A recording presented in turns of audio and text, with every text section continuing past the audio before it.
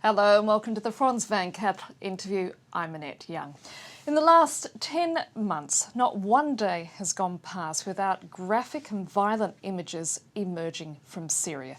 The United Nations says at least 5,000 people have been killed since the regime clamped down on pro-democracy protests. But up until now, we haven't really heard anything from the country's minorities, in particular the Christian community. And today I'm joined by the Catholic Archbishop of Aleppo, Jean-Clément Jeanbart. Archbishop Jeanbart, thank you so much for joining us. First of all, the head of the Arab League, Nabil al-Arabi, has said that he fears that Syria is heading towards civil war. Is that something that you are also afraid of? We are afraid of course, I am afraid of. But I hope it will not happen. And I think that Syrian people is enough intelligent to come in this kind of confrontation, which would be a disaster. But the Christian community, I think, numbers around 10% of the population. That's right. And you appear to be more afraid of the anti-government protesters than the government itself. I understand you've traditionally supported President Assad. Why is that the case?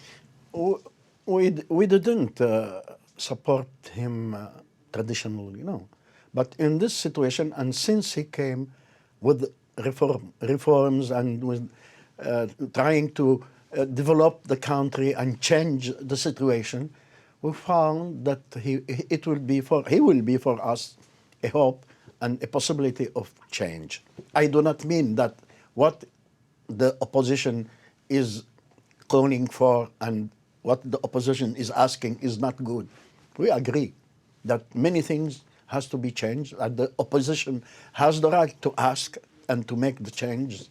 But I am afraid, I must say, that the opposition has no right to ask nations to kill our people in Syria, intervening,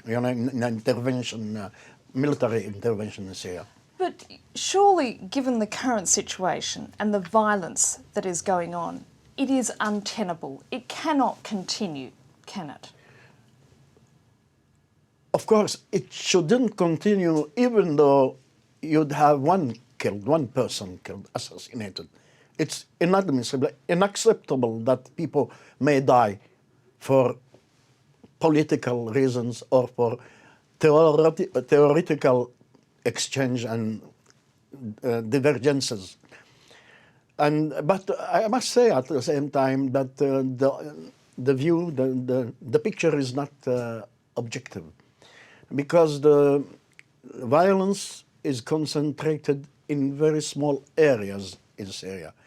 As long as it doesn't expand, if it is not really something to develop, 95% of Syria is safe now. You go to Aleppo, 5 million people in the governorate of Aleppo. You have very little violence in Damascus, in Latakia, in Tartus, in Jazeera, Hasaka.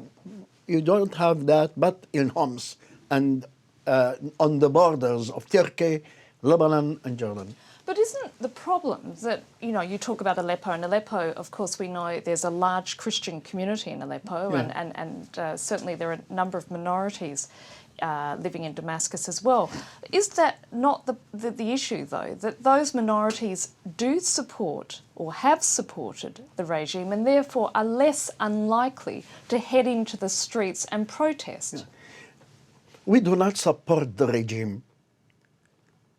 We do not support the regime but because we have suffered from the regime in many ways.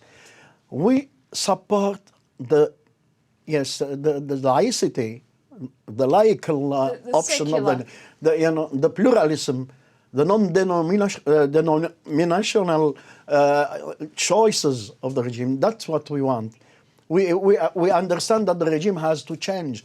We have many criticism toward the regime, toward the party, but we don't want that an empty place come out and that fundamentalists or Qaeda or people who doesn't understand that the democracy is to live, everybody live freely with all rights, and we are afraid of that. But the opposition group, the Syrian National Council, has said that it represents every Syrian. Do you believe them?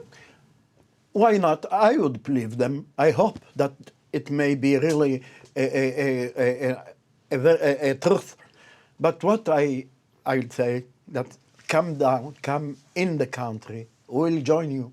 We'll be together to ask many of what you are asking.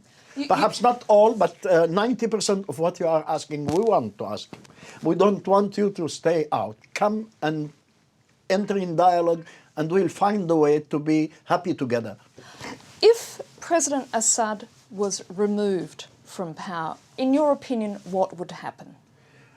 I am afraid it will be very hard and catastrophic.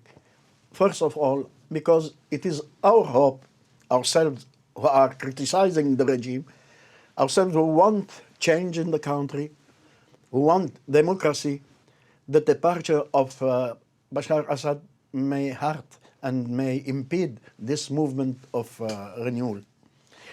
I am afraid that if he goes, everything will be crumbling or a civil war will come. And would it be the case that you would have in Syria what we've seen in Iraq, where many of the Christians there have fled the country? Of course, if the change comes brutally and with blood, the Christians, a big number of the Christians will go, and it will be a very, very, very big sorrow. In your estimation, Archbishop, how much support does President Assad still have within Syria? How many people still support the regime?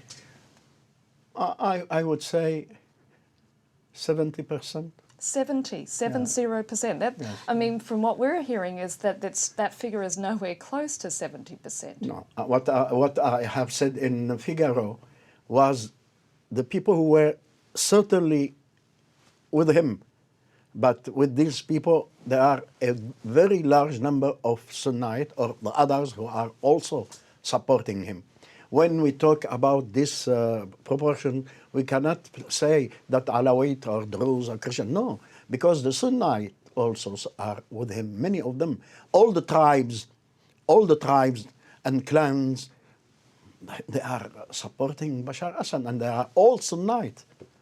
Do you think President Assad is capable of reform? For instance, he's promising a new constitution in March. Do you think he can do it?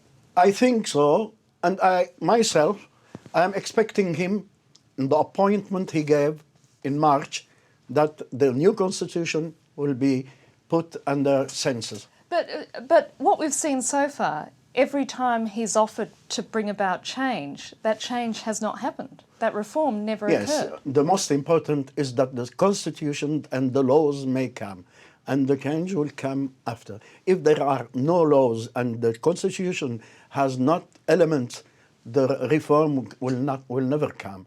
And don't forget that the regime, the Ba'ath Party, the system is on since 50 years now, almost. It is not easy to change it in like a magician or like in one word it will take a little time. But what is important is that may know that things will come like that because the constitution is that way and the law are like that. If, however, he does not implement reform, the violence continues, would you then support the idea of international intervention? International intervention, I am afraid it will make a big damage in the country. But I will not support Bashar Assad in that case. I will be in the opposition, out or in, but not till calling all, foreign intervention. I am already in opposition with the regime. I am already refusing many things, but I give my faith and my trust to Bashar Assad, and I am expecting the appointment he gave us. If it will be all right, I'll say I remain supporting him. He is a good person. He is a good person. You say he's a good person, but Yes, of course, I know. And well, what we see is very different. Yes, what you see, you must see how things happen. It is not all the guilts are not him. He is not the only one who is guilty in all what happens. Everybody is guilty. Himself, the opposition, everybody, the foreign nations, foreign states, everybody is guilty. But himself, I consider that this person is a person who is a right person, who is also a person who wants to give to his people. It's my opinion. It doesn't mean that I'll remain with him if he doesn't give what he have promised, but till March, I will be with him. Archbishop Jean-Bart, I'm afraid that's all we have time for. Thank you so much for being with us today. And that's it for this edition of the France 24 interview. Stay tuned for more news and headlines, which are coming up very shortly.